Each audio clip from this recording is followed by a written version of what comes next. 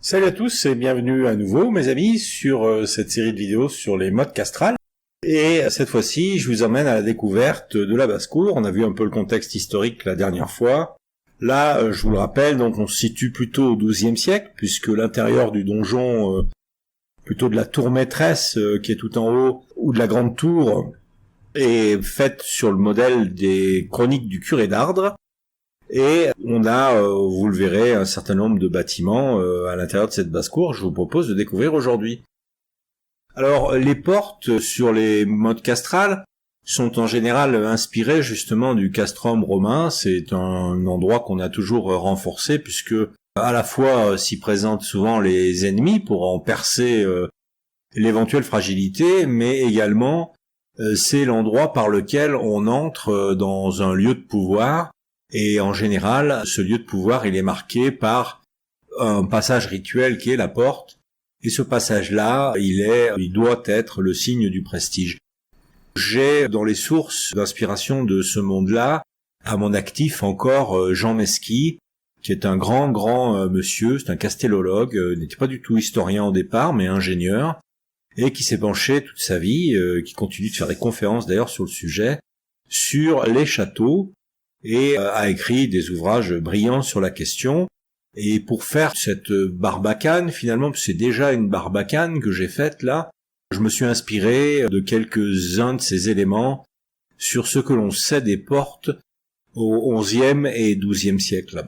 Alors, même si le château est en bois, il n'est pas rare, selon lui, en tout cas on en a retrouvé les traces, qu'on utilise la pierre pour justement marquer ce pouvoir et accentuer cette impression de grandeur et de force quand on se présente à la porte. J'ai fait un our, parce que les ours sont connus depuis la période romaine. Donc ce our, c'est ce trou à l'intérieur de la forteresse qui va permettre de projeter des liquides ou des choses désagréables sur la tête des assaillants. Ma barbacane est donc un peu, vous voyez, une grande porte renforcée, qui préfigure peut-être celle des châteaux du XIIe et XIIIe siècle, des châteaux de pierre. Moi, je suis toujours en faveur, et il me semble toujours que les transitions dans l'histoire de l'humanité sont pas forcément brutales, et je serais pas surpris quand même que un certain nombre d'innovations qu'on ait pu même retrouver dans les châteaux à Motte, au fond, les intelligences sont à l'œuvre ici comme ailleurs, se soient ensuite modernisées dans les châteaux de pierre. Du coup, j'ai fait un peu plus qu'une grosse double porte, mais un petit fortin, même s'il est très simple. J'ai une porte à double vantaux, vous voyez, ça c'est un peu du Mesqui aussi. Les 2 fois 2 portes n'apparaissent que plus tard. C'est assez surprenant pour moi, hein. Il me semble que dans la logique, pour renforcer une installation, j'en aurais volontiers mis 2. Comme on a cette notion de corridor et d'accès un peu comme un couloir, comme ça, avant d'arriver dans le monde du pouvoir. Une deuxième porte ici, par exemple, permettrait justement d'acculer encore les assaillants avec nos défenses du haut, que j'ai gardé volontairement très ouvertes, vous voyez, avec cette idée qu'on peut encore contrôler celui qui passe de là et avoir une ouverture complète pour pouvoir ou lui jeter des choses dessus, ou lui tirer des traits d'arc et autres arbalètes. Mais je suis resté dans une structure qui est, vous voyez, assez basique. On manque un peu peut-être d'une charpente un peu plus complexe, qui soit un peu comme à l'image des granges, vous voyez, mais on a quelque chose qui est tout à fait en bois, qui est quand même une construction sérieuse, quoi, avec des vantaux et des ouvertures sur l'ensemble de la motte, côté intérieur et côté extérieur. Et puis cette notion de our avec fenêtre, où on peut se pencher, vous voyez, mais on peut également enlever le montant de bois comme ça et se retrouver avec finalement le principe de ce qui pourrait ressembler à une archère, quoi. C'est pas, je pense pas être complètement surréaliste avec ce genre d'éléments. On reste dans notre époque, encore une fois, dans le bois, mais avec intelligence, quoi, pas retomber sur cette idée que on sait rien faire jusqu'à aux grandes avancées de l'architecture de pierre du 13e, des 12e, 13e, 14e siècle. Hein. Pas parce qu'on fait du bois qu'on est nécessairement à la traîne, quoi. J'ai fait tout un tas de petites guérites, vous voyez. Là, j'ai même pas formalisé des tours, des petites installations simples qui reprennent un peu ces principes de pouvoir tirer en restant à l'abri et de surveiller les alentours de la forteresse, quoi. Donc voilà notre basse-cour, une grande basse-cour. La haute cour sera donc, vous voyez, au pied de la motte. Là, on a encore une zone qui est cernée par une palissade dans laquelle on retrouve des bâtiments qui sont les bâtiments, là, cette fois-ci, très stratégiques pour le seigneur. Il y a notamment ses écuries. Il y a également des entrepôts, des greniers, des choses comme ça. Donc la haute cour est là-bas. Elle a encore des portes, vous voyez, une double porte qu'on voit tout au fond, hein. Et même un petit fortin qui la protège. Mais pour l'instant, on va découvrir un peu les composants de la basse-cour. Alors, qu'est-ce qu'on a là? On a des composants qui sont agricoles, avec de l'élevage, du maraîchage, quelques maisons de villains, ou plutôt même de serfs, hein, qui seront ceux qui cultivent les champs qu'on a trouvés en dehors à notre arrivée, et bien sûr une zone d'artisanat. On a une zone religieuse également, puisqu'on a fait dans cette basse-cour une église. C'est pas toujours le cas, les églises sont pas forcément dans les basses-cours des châteaux à motte, puisque dans ce phénomène de urbanisation qu'on va retrouver dans ces périodes-là, on aura même une espèce de concurrence, on va dire, à la recherche de la main-d'œuvre et de fédérer un petit peu autour de soi des forces de travail, qui sera à la fois du côté des châteaux, qui, avec l'enchâtellement, feront que des regroupements urbains auront lieu autour de leur protection et de leur sécurité. Pas seulement, je pense qu'il y a un effet également qui est très connu aujourd'hui, hein. Si vous mettez 5-6 artisans l'un à côté de l'autre, ça fabrique un petit centre d'attraction. Et de là, on peut commencer à avoir de la clientèle, des gens qui viennent, des gens des terres autour qui viennent les visiter. Et donc, ça attire du monde, quoi, hein, très naturellement. Et on a, d'un autre côté, à ces périodes-là aussi, les églises, les monastères fortifiés, les abbayes, qui attirent également autour d'eux des laïcs, les converses notamment, et puis tout un tas d'autres communautés qui vont venir se regrouper à la faveur de la floraison économique de ces monastères et de l'église qui leur propose du travail, quoi, hein, et de la nourriture. Donc ici, on a une église dans la basse-cour. Le seigneur est assez catholique, on le verra en visitant son donjon. Alors, les zones agricoles, ici, on a fait une grande grange d'élevage. Je vous mettrai pareil des photos en post-production. On s'est inspiré d'architecture de maisons du 11e, 12e. Alors la plupart, elles peuvent être en pisé et en terre, pas forcément tout en bois. Et là, dans notre basse-cour, nous, on a travaillé beaucoup à partir du bois.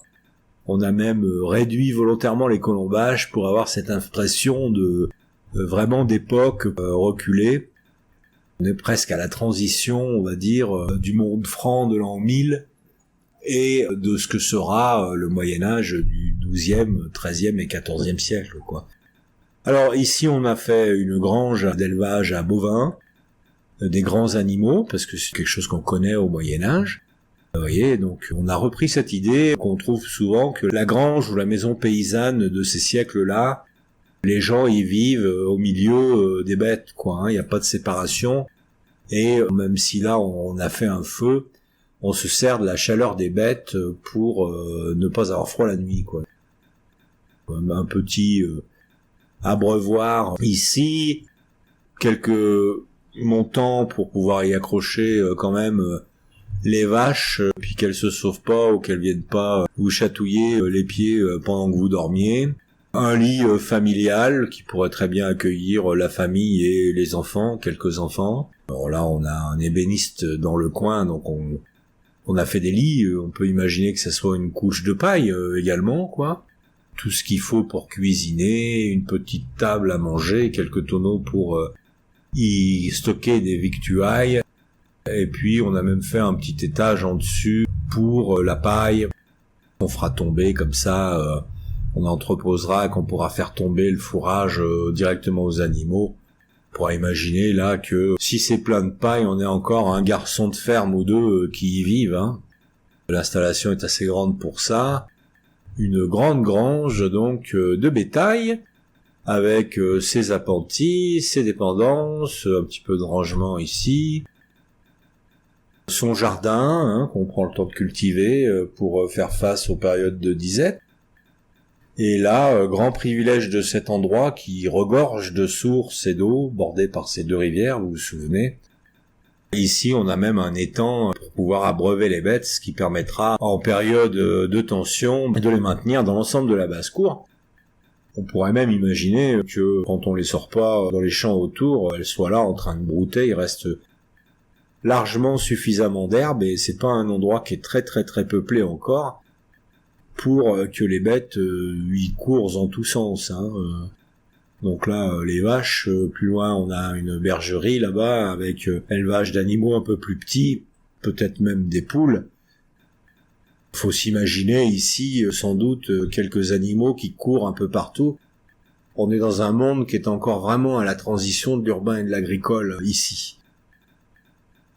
Ici, on a fait des petites zones de maraîchage, des petits maraîchers, vous voyez, qui cultivent leur jardin.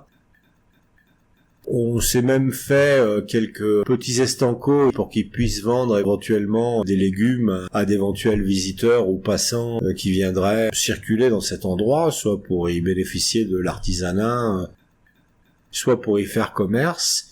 Encore une fois, on est au XIIe siècle, donc là, les routes commerciales commencent à s'ouvrir largement.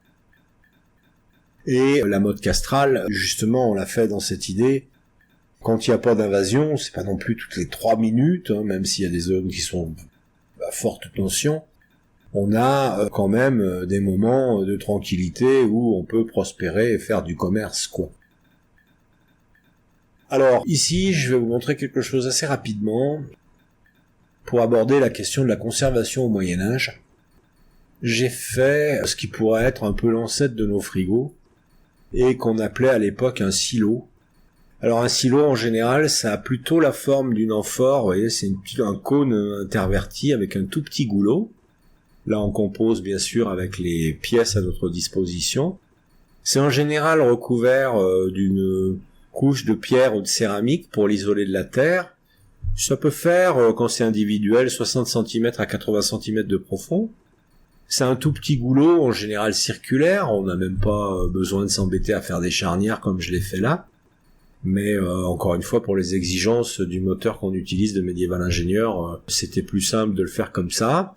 Et bien sûr, c'est fermé tout le temps, à part quand on vient y chercher les victuailles. C'est un frigo. Hein. En général, les archéologues, quand ils fouillent des zones qui n'ont pas été trop piétinées de ces périodes-là, ils y trouvent des trous de silos, et ils y trouvent des trous de poteaux, et bien malin qui pourra déduire, sauf à faire des études vraiment approfondies des sols, et si les trous en question sont des cabanes, des greniers surélevés, ou des choses comme ça, ou même des fonds de cabanes, on en reparlera plus tard.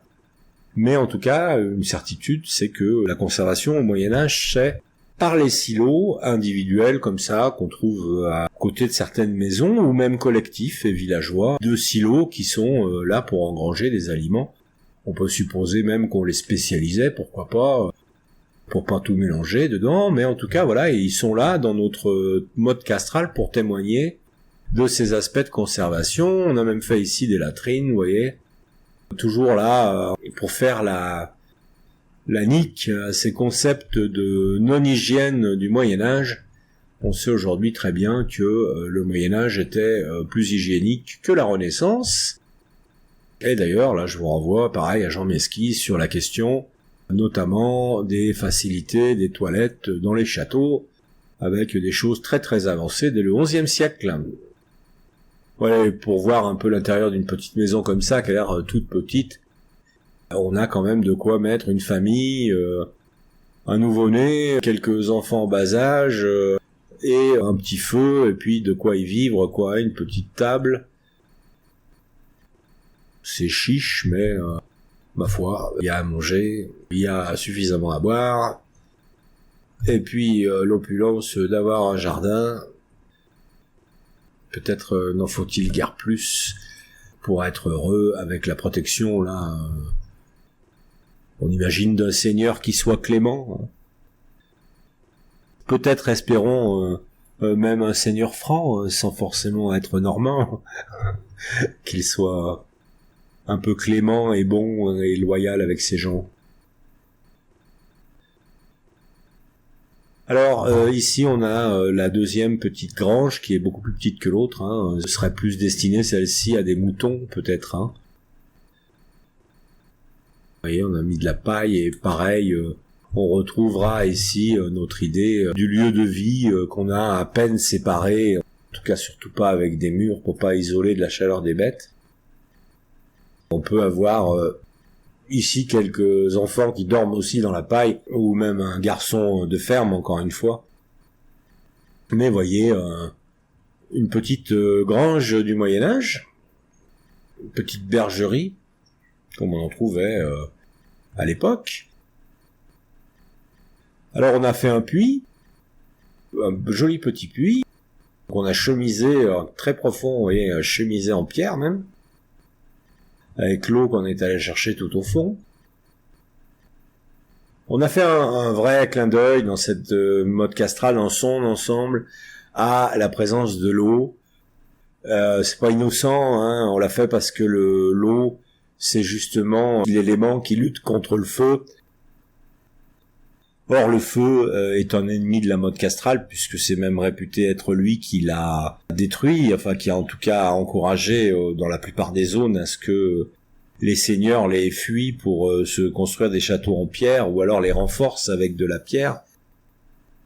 Si vous regardez les tapisseries de Bayeux, sur lesquelles on trouve de nombreuses modes castrales dessinées, elles sont assaillies, et notamment par des ennemis qui portent des perches en feu. On a quelques exemples de sièges assez terribles, d'ailleurs, de mode castral comme ça, où tout a flambé, quoi. Donc le feu, c'est vraiment l'ennemi de la motte, c'est ce qui la fera disparaître. Et c'est pour ça qu'on a mis beaucoup d'eau dans ce domaine-là. On s'est amusé à imaginer un seigneur justement un petit peu chatouilleux là-dessus. Vous verrez quand on visitera le donjon qu'on a mis des tonneaux à peu près à tous les étages dans l'idée que justement en cas d'incendie on puisse l'éteindre, quoi. En tout cas un monde donc plein de sources et de ressources. Et on a même fait un lavoir, si je vous le montre, puisqu'on est dans cette thématique de l'eau, un petit lavoir en pierre à bas dessous, mais qu'on a chemisé tout en bois, et qu'on remplacera sûrement dans le courant du 13e ou 14e avec un beau lavoir, un beau bac en pierre. On n'a pas aujourd'hui encore d'éléments de décoration très riches dans Médiéval Ingénieur. On n'a même pas pu, vous voyez, faire une fontaine en pierre. On pourrait très bien imaginer qu'il y en ait une quand même, sur ce lavoir, mais une petite zone sociale où on pourra venir laver le linge, même si autour on a suffisamment et largement assez de rivières pour le faire, quoi. Alors voilà notre église. C'est une église romane, témoin de l'architecture la plus populaire pour ce type d'établissement à cette époque-là. On est avant l'art du gothique. On l'a faite en bois, elle pourrait déjà être en pierre, mais on fera peut-être une série de vidéos où justement dans le même monde on fera évoluer tout ça au fil des siècles. Du coup, l'église est en bois et elle s'en porte pas plus mal. Elle a derrière elle son petit cimetière. Au Moyen-Âge, le cimetière, il n'est pas forcément derrière, il peut être tout autour de l'église. On vit avec la mort beaucoup mieux à cette période-là et de manière beaucoup plus transparente que dans notre monde moderne, où on l'a un peu sorti des villes et des villages pour aller construire les cimetières en dehors. Souvent, au Moyen-Âge, les morts sont un peu au milieu des vivants. On a même, dans la tradition des Francs, des tertres de pierre autour des maisons ou à côté, dans lesquels sont enterrés les guerriers ou les gens des lignées qui ont compté. Donc là, le cimetière, on l'a même presque bien rangé, on n'a pas fait tellement de morts encore. Encore une fois, c'est un endroit qui doit avoir, 50, 60 ans, on va dire. Et voilà, le signe de la mort au Moyen-Âge ici. On avait la fourche patibulaire à l'entrée, et maintenant on a le cimetière à côté de l'église.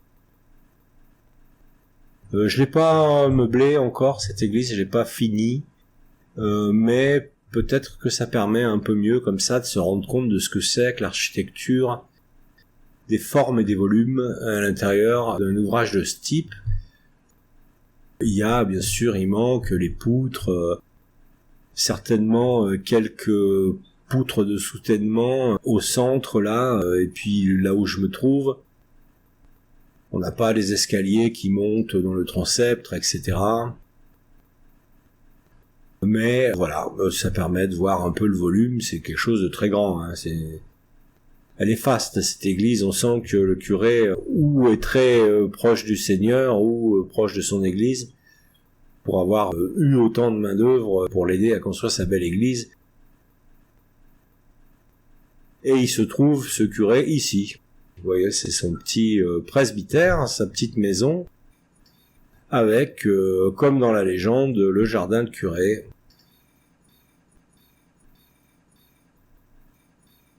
Et notre curé plutôt bien loti. Une jolie maison, même assez spacieuse, pour lui tout seul.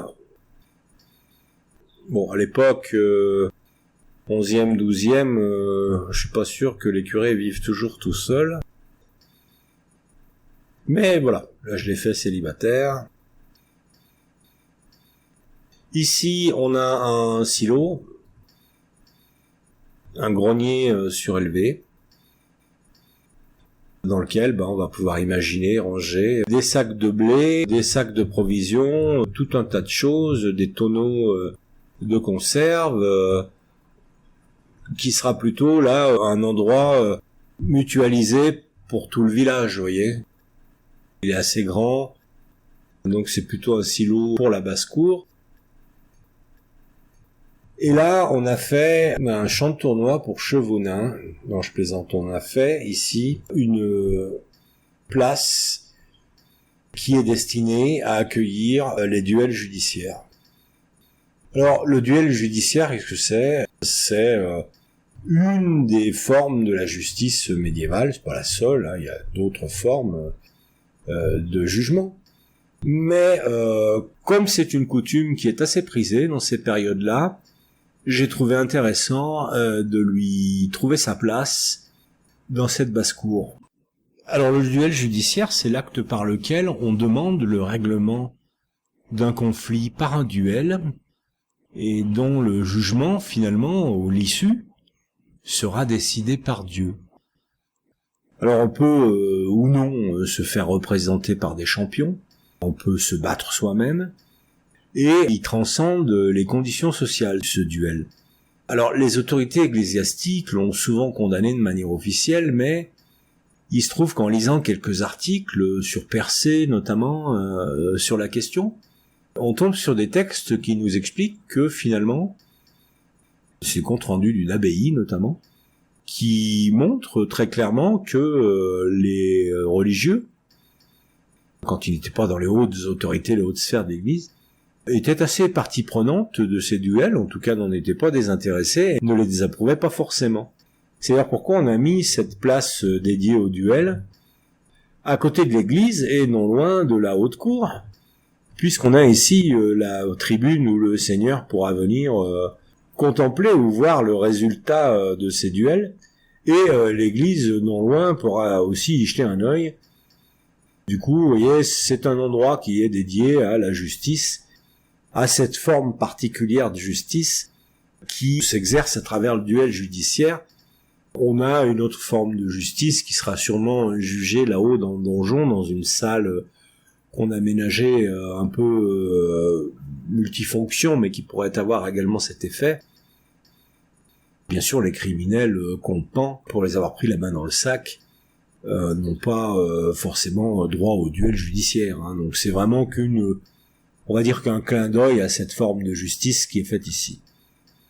Alors, ici, on a fait une petite zone pour accueillir les chevaux venant de l'extérieur et qu'on n'autorisera pas nécessairement à entrer dans la haute cour.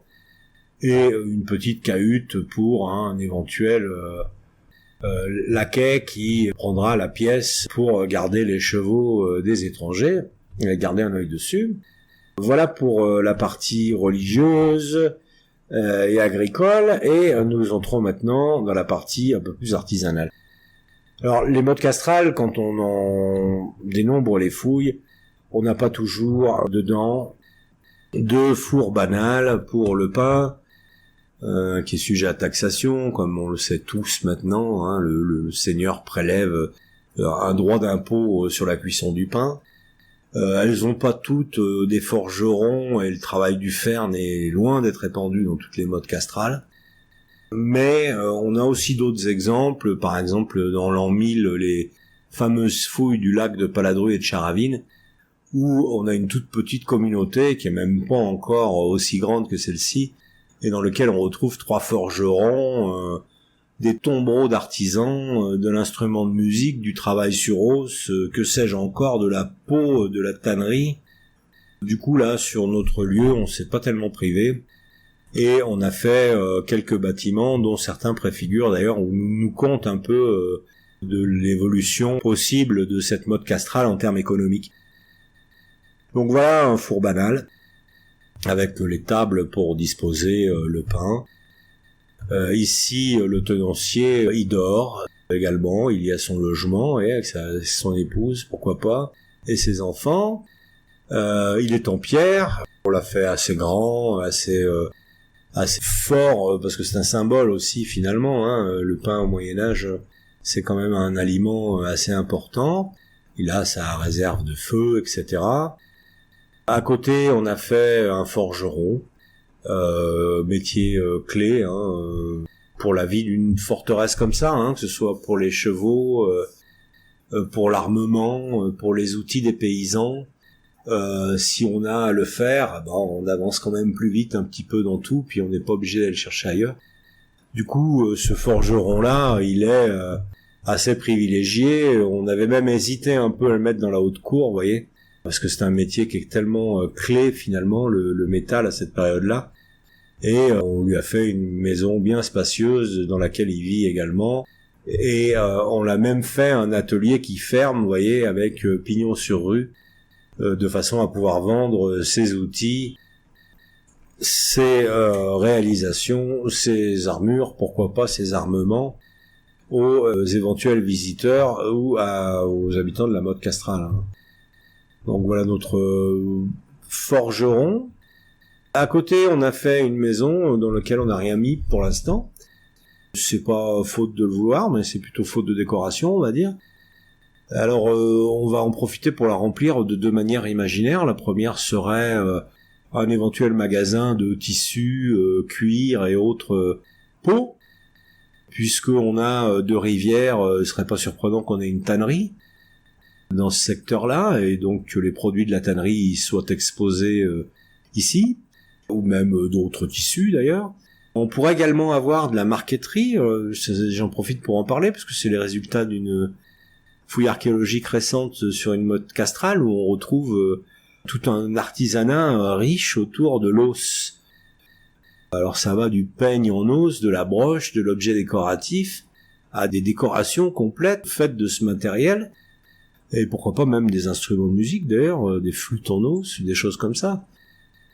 Et c'est un métier qui est très populaire à l'époque, et qu'on appelle la marqueterie, la tabletterie, et donc qui ne s'exerce pas forcément sur le cuir, mais qui s'exerce aussi sur os. Donc ça paraît intéressant, et qu'on puisse avoir cette petite maisonnette pour le mentionner. De l'autre côté, on va retrouver le métier clé, bien sûr, de cet endroit, puisque c'est un charpentier. On aurait pu en faire plusieurs, mais on en a mis un à demeure. Dans les chantiers comme ça, on a pas mal de charpentiers itinérants aussi qui courent d'un chantier à l'autre. Si vous vous souvenez notamment de l'ouvrage de Ken Follett, Les piliers de la terre, avec son maçon au départ qui va d'un chantier à l'autre, on imagine bien que pour faire un endroit aussi grand que celui-ci en bois, il n'a pas fallu qu'un charpentier, mais on a sûrement dû en payer quelques-uns de plus, quoi, hein.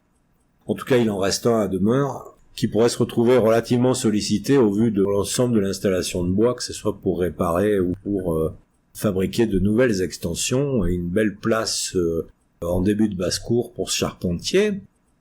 Ici, on a un bâtiment qu'on appelle le fond de cabane, qui va certainement intéresser les archéologues, puisque dans un certain nombre de fouilles françaises de cette période-là, on retrouve des zones excavées comme ça, avec des trous de poteaux, quelquefois 2, quelquefois 4, quelquefois plus, et on en est venu à penser que ces formes-là, qu'on appelle maintenant les fonds de cabane, et là je vous en ai fait un bel exemplaire à 2 poteaux, puisque c'est l'hypothèse qu'on a sur ces fonds de cabane, c'est que celle à 2 poteaux notamment, avec une charpente très basique, et de montant et une poutre faîtière, et que le toit allait jusque au sol. Donc on construisait même pas de mur, sauf les 2 murs des extrémités là. Et dans cette zone-là, qu'est-ce qu'on y faisait? Alors les hypothèses sont nombreuses.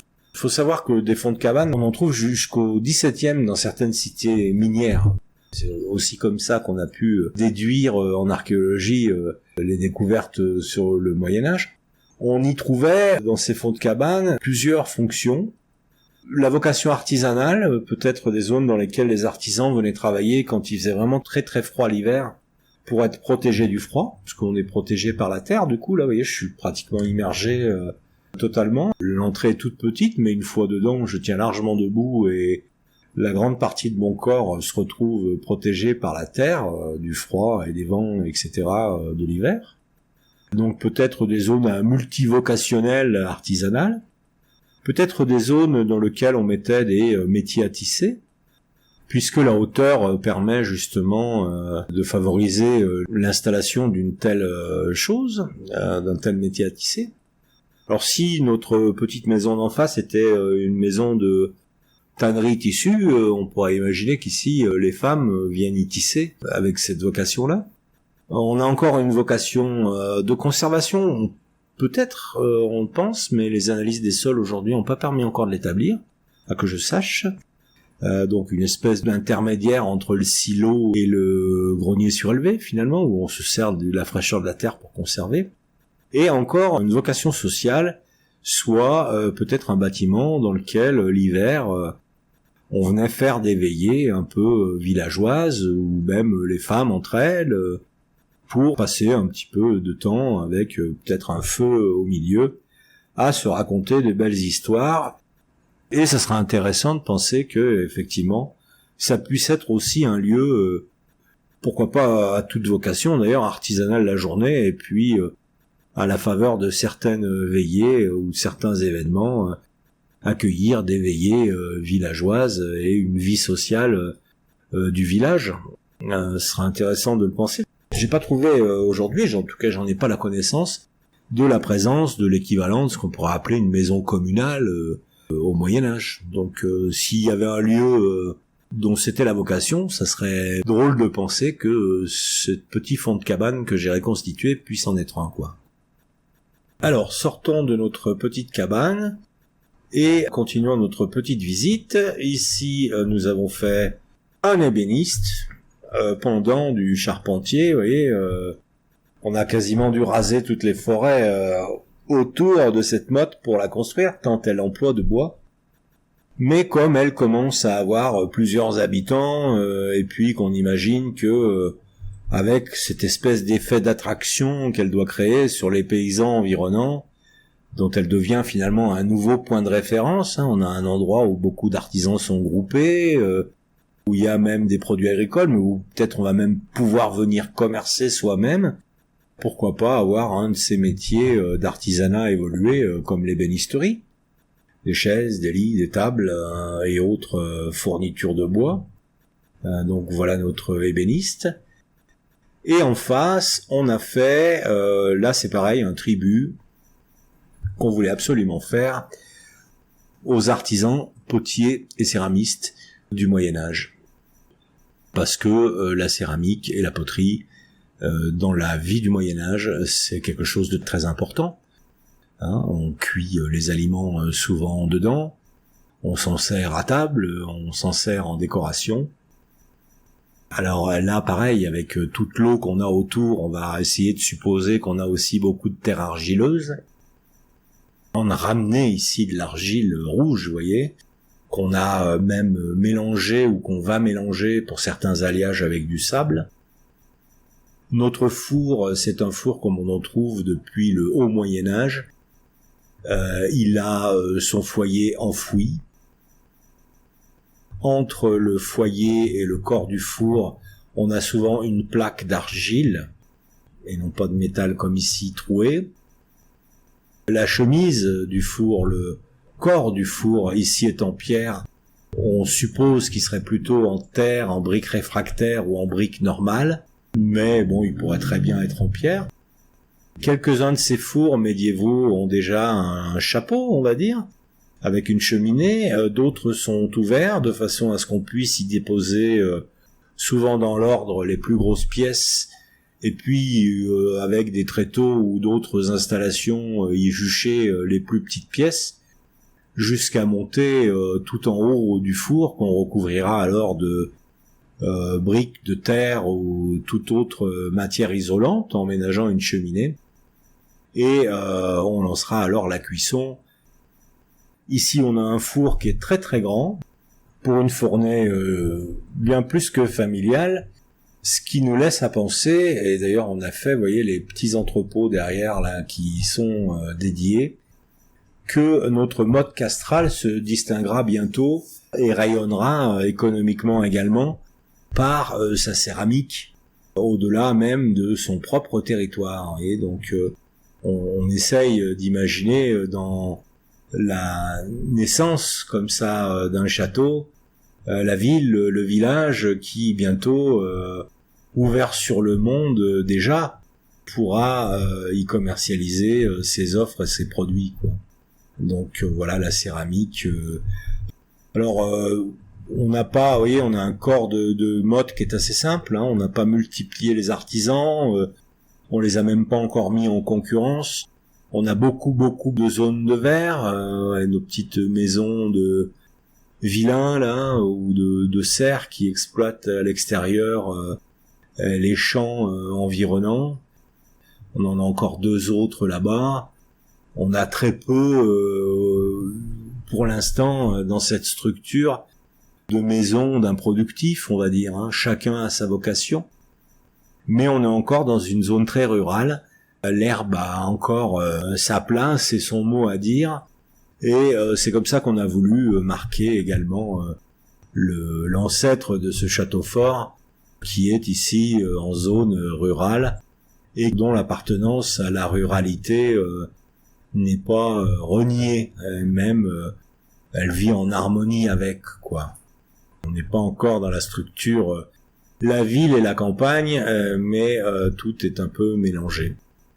Voilà pour cet épisode, sans doute un peu plus long, sur la mode castrale, mais pour vous présenter sa basse-cour. On a parlé un peu de conservation au Moyen-Âge, d'artisanat et d'agriculture, et qu'on commence un peu à imaginer toute cette vie et avoir une vision un peu plus claire de notre château. Et dans l'épisode qui viendra, je vous présenterai la haute cour, donc ce fief du seigneur qu'on trouve encore protégé ici à nouveau par une autre palissade, et on visitera également le donjon de notre seigneur pour y trouver son aménagement et pour y entrer dans le cœur de ce qu'on pouvait trouver dans une tour maîtresse du XIIe, puisqu'encore une fois, l'agencement de celle-ci est inspiré de sources historiques. Je vous remercie de votre présence, j'espère que vous avez apprécié notre petite incursion et cet épisode 2 sur les modes castrales, et je vous donne rendez-vous enfin au 3e épisode où on ira voir un petit peu ce qui se passe du côté du Seigneur et de ses gens tout en haut de cette jolie motte castrale. Voilà, portez-vous bien mes amis, et longue vie, à bientôt, et rendez-vous au prochain épisode. Salut!